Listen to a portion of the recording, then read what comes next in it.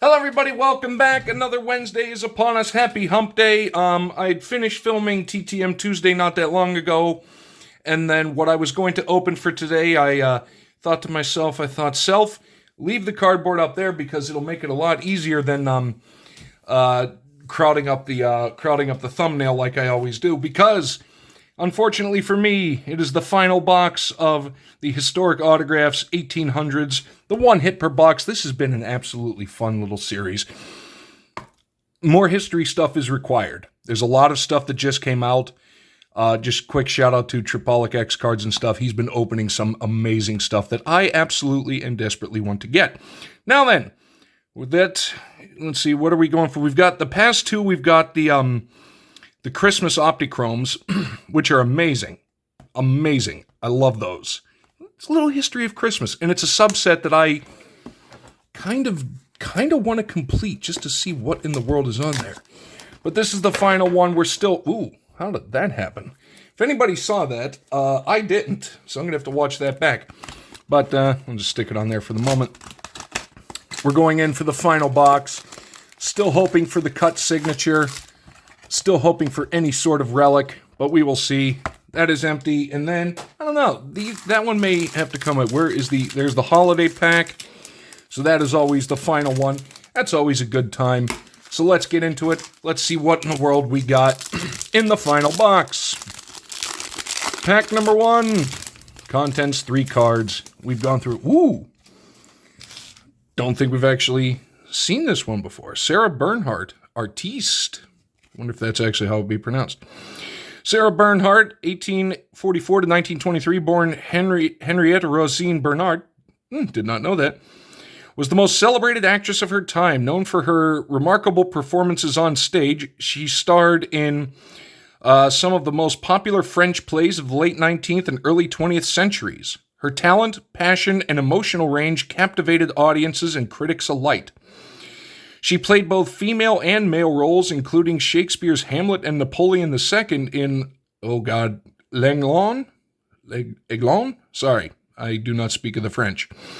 She performed in theaters across Europe and the U.S. She managed her own career. Sorry, I added something that did not exist. Established her own theater company and took creative control over her own performances and productions. Bernhardt curated a larger-than-life image for herself. She dressed lavishly, spent liberally, adopted exotic pets, including cheetahs and alligators. For the record, kids, don't do that.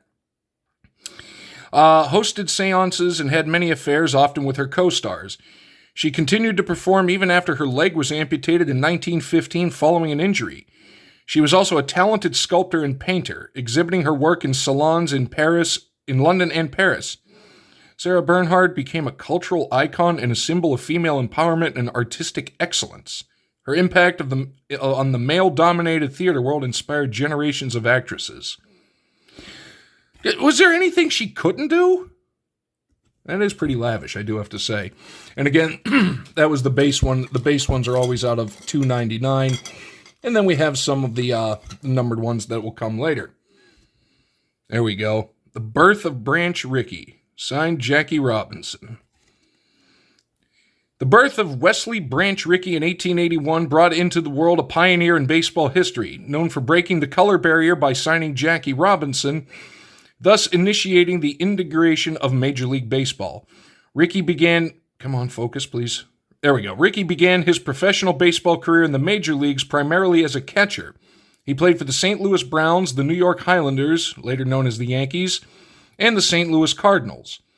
In 1919, Rickey became the manager of the St. Louis Cardinals. Rickey innovated the game of baseball, encouraging use of now common tools like batting cages, helmets, pitching machines, and statistical analysis. He established the farm system. See, I did not know all that about him.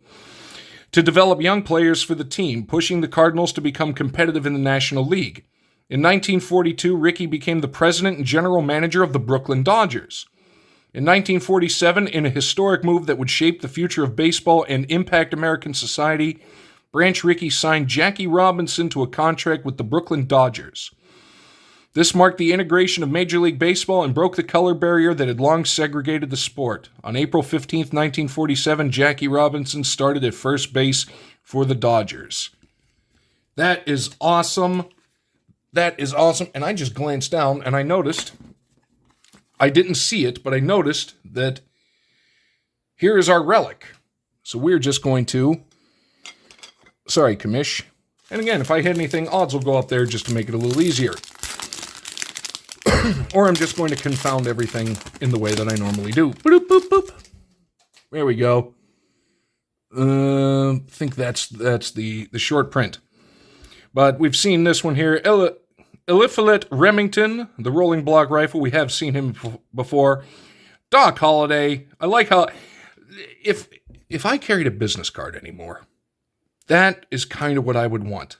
Dentist and gambler. We have seen him before, and I love that picture. But yeah, this is going to be, it's the Sparkle finish, I believe. So it's numbered out of, the base is out of 299. Oh, Elizabeth Cady Stanton, Declaration of Sentiments. And this is, yeah, out of 99. Elizabeth Cady Stanton, and I don't believe we've seen her yet. 1815 to 1902 was an activist, author, lecturer, and philosopher of the women's rights and suffrage movements. She was married to Henry Stanton, an abolitionist and lecturer. At the first Women's Rights Convention, Stanton read a Declaration of Sentiments, a rewritten Declaration of Independence that added woman or women to all instances of men to come up with passages such as, "We hold these truths to be self-evident, that all men and women are created equal." Where Stanton and the signatories of the Declaration established that women both hold and are deserving of inalienable rights. Stanton worked with Susan B. Anthony, buried in Mount Hope Cemetery, not far from where I'm sitting right now, actually, writing many of her speeches to gain women's suffrage, the right to vote. Before that right was gained, Stanton was the first woman to run for Congress, despite not being able to vote herself. Stanton was pushed out of the women's suffrage movement when she wrote the Women's Bible. Was pushed out when she wrote the women. I think that comma should not be there. The Women's Bible, a scathing analysis of how organized religion denied women their rights. I love the use of scathing. Such a great word, and that is a beautiful card. There we go. And we got two more packs, then the holiday pack. Then we see what in the world our relic is, and that's a good way to go out. That is a good way to end it with a relic. Okay, here's the short print right off the rip. Ralph Waldo Emerson, Transcendentalism. Oh, even lower numbered. 15 out of 25. Did we see him? No. Well, we'll read it anyway. 1803 to 1882 was an American essayist, lecturer, philosopher, and poet who led the Transcendentalist movement in the mid-19th century. Transcendentalism is an idealistic, philosophical, and social movement that promotes intuitive spiritual thinking rather than scientific thinking based on material things. Emerson was born in Boston and graduated from Harvard. He initially became a Unitarian minister. However, he left the ministry to pursue a career in writing and public speaking. I'd say the writing career worked out well for him. Emerson is best known for his essays Self-Reliance and Nature. Nature I have read years ago, but I have, which emphasize individualism and the connection between the soul and the natural world. These concepts, along with the belief in the inherent goodness of human nature, are part of transcendentalism. Emerson was a mentor to Henry David Thoreau and influenced many later thinkers and writers, such as Walt Whitman. Fascinating. And that's the thing. Transcendentalism, it's something I've heard of, just unfortunately don't really know a whole lot about. But we have research to do. We have Charles Goodyear. We have seen him before. King of the Vulcanization. Yep, that's the base, $2.99. Looks like you get two base cards and one insert, either some sort of short print or... Where'd it go? Right in front of me, Zach. Oy vey. And the final one for that pack, Abner Doubleday, the man who did not invent baseball, which is really funny because he himself refuted the story, and yet people still believed it. But he himself, which is just crazy to me. Right off the bat, we have birth of Jim Thorpe, GOAT Olympic and pro athlete. You know what?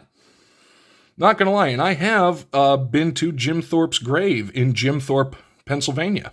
They renamed it to actually get it. And another out of 25. The birth of James Francis Thorpe in 1887 brought into the world a legendary athlete known for his versatility in sports, excellence in track and field, football, and baseball, and one of the most iconic figures in American sports history. That, yeah, 100%. At the 1912 Stockholm Olympics, Thorpe was the first Native American to win an Olympic gold medal when he won in both the decathlon and classic pentathlon. Normal, and I still to this day, they do say that the winner of the gold medal in the decathlon is the greatest athlete on the planet, and with the variety of events, rightfully so. In 1913, Thorpe signed to play professional baseball for the New York Giants and professional football with the Canton Bulldogs. His professional baseball career lasted until 1922. His championship professional football career lasted until 1928. Thorpe's achievements as a Native American athlete had a significant cultural impact. His success helped break down racial barriers and stereotypes and inspired generations of Native American athletes. Thorpe is considered one of the greatest and most versatile athletes of all time, and rightfully so. It was incredible. And if you look on the YouTube, it's one of the few, possibly only moving clips of Jim Thorpe playing football. And it's not much. It's a little run, but the fact is it exists, and that is really cool to me. Jasper Newton Jack Daniel, iconic Tennessee whiskey. Let's go. Jasper Newton Jack Daniel, 1846 circa to 1911, was the founder of the famous Jack Daniel's Tennessee Whiskey Distillery. The distillery makes Jack Daniel's distinctive charcoal mellowed whiskey. It is distilled from nearby Cave Spring Hollow spring water and sour mash, where a portion of the previous fermented mash is added to the new batch, much like sourdough bread, which is why it's called sour mash. The new whiskey is then filtered through 10 feet of tightly packed charcoal made from sugar maple wood and aged at least 4 years in charred white oak barrels. The charred wood imparts rich caramel and vanilla notes to the whiskey. Legend has it that Jack Daniels died of blood poisoning. I have heard this story before. I really wonder if it's true. He was unable to open his safe because he had forgotten the combination. He raged at it and kicked it and broke his toe. The injury got worse and eventually took his life.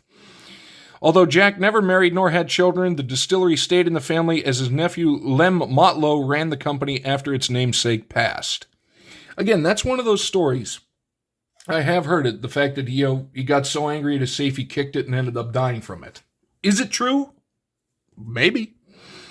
And Mary Livermore, suffragist and writer. We see her? Can't recall. 1820 to 1905, was a prominent suffragist, abolitionist, and advocate for women's rights, known for her activism and writings on social reform. Her printed volumes included 30 Years Too Late, about women's suffrage and gender equality, and What Shall We Do with Our Daughters? How can society best support women to reach their full potential? She was also a powerful speaker, giving speeches on women's rights, abolition, and social justice. Livermore was involved in the American Woman Suffrage Association and the American Sanitary Commission. During the Civil War, Livermore organized relief initiatives, providing aid and support to the Union soldiers and their families. Our social structure has been based on the theory that all men support all women, a theory which has never been true and which is farther from being true today than ever before. Reading that quote kind of rings a bell. Maybe we had her in the very first one. On to the holiday pack, and then we will see just what in the world we got. And these ones are fun. It's 2 cards. Each one is a different finish and different numbered. There we go. We got Eliphalet Remington. We saw him before. This is 21 of 64. Pardon me. And we got one more. And then we go for the Relic. And we've got our green Christmas tree one. Henry C. Flagler, Standard Oil in Florida. Can't remember if we've seen him, so we read. And it's 10 of 32. 1830 to 1913 was a key figure in the growth of Standard Oil and the development of Florida as a tourist destination. The ultimate shysters. Flagler was a founder of Standard Oil alongside John D. Rockefeller. There's a name a lot of people should know. They bought competing oil refineries, made secret deals, and undercut competition to transform Standard Oil into one of the most successful monopolies of the 19th century.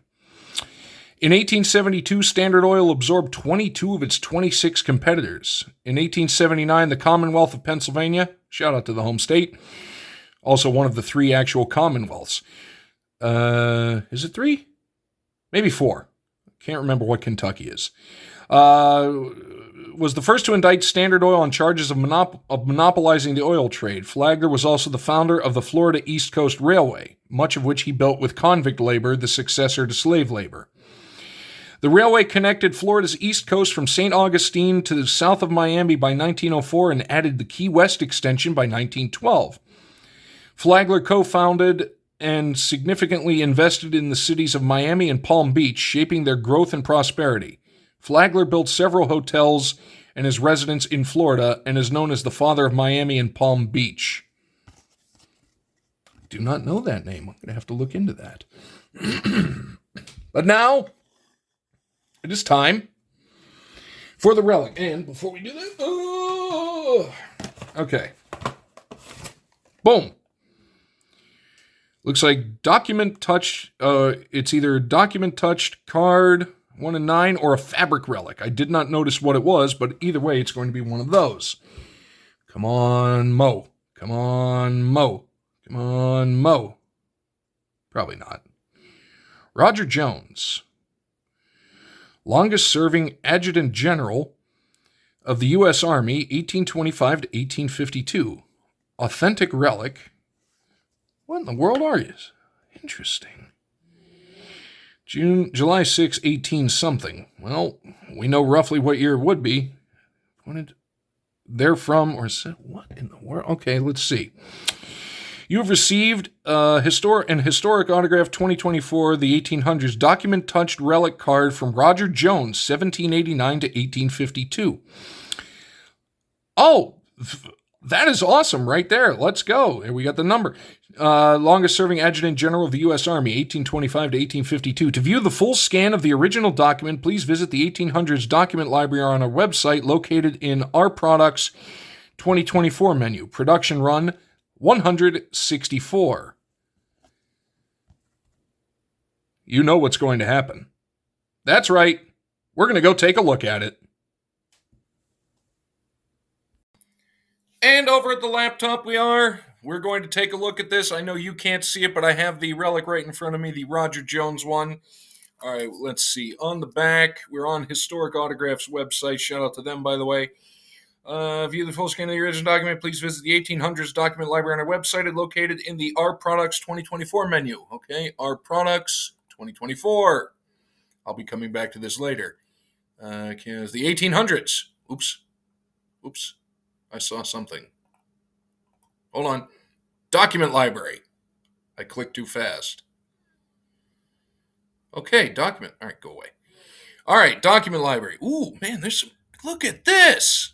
Oh, how cool. Oh, man, Branch Rickeys are checks. Oh, that's awesome. All right, so we're looking for. There's DeWitt Clinton, Josiah Hoffman. Wow, a lot of Josiah Hoffman. Orville Wright, Millard Fillmore. Here we go. Roger Jones. Oh, God, there's 5 of them. Okay, well, that's not too bad. Does it give me a number on here? Of course it doesn't. Well, let's just get into it and let's see. We have, our clue was there's a July 6th and appointed right underneath it. Okay, so we're looking for July 6th, June 12th. No, that's number 1. February 10th, February 7th. No. Number 3, oh, hang on.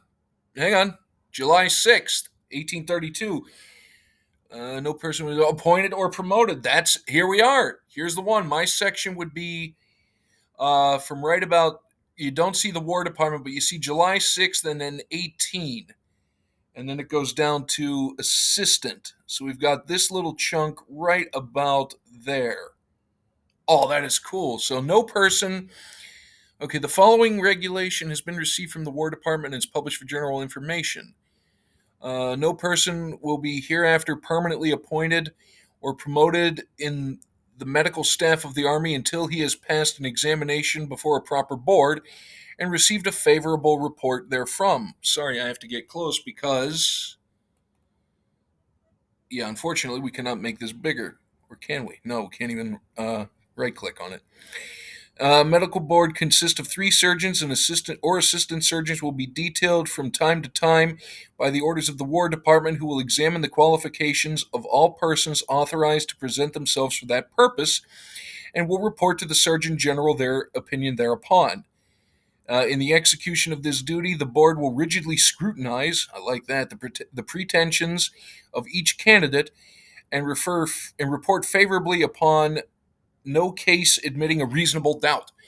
The health and lives of the officers and soldiers are too important objects to be committed to ignorant or incompetent hands. Preach.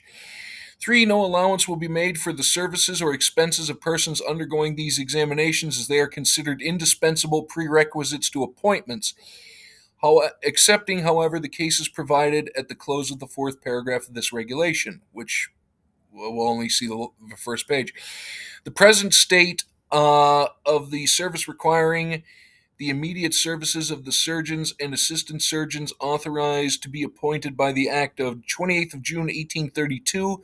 The names of the persons selected for these appointments will be sent to the Senate for action of that body during the present session of Congress, but commissions will not be made out until after the examination herein required, and those who fail to pass such examination will be considered out of service, and their places will be supplied by other appointments.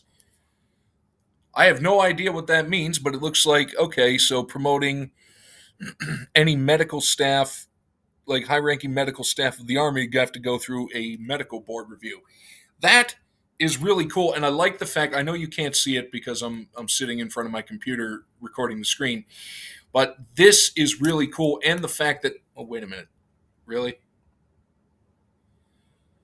Didn't really blow it up that much bigger. But any event, that is really, really cool. I like that, and I like the fact that we were actually able to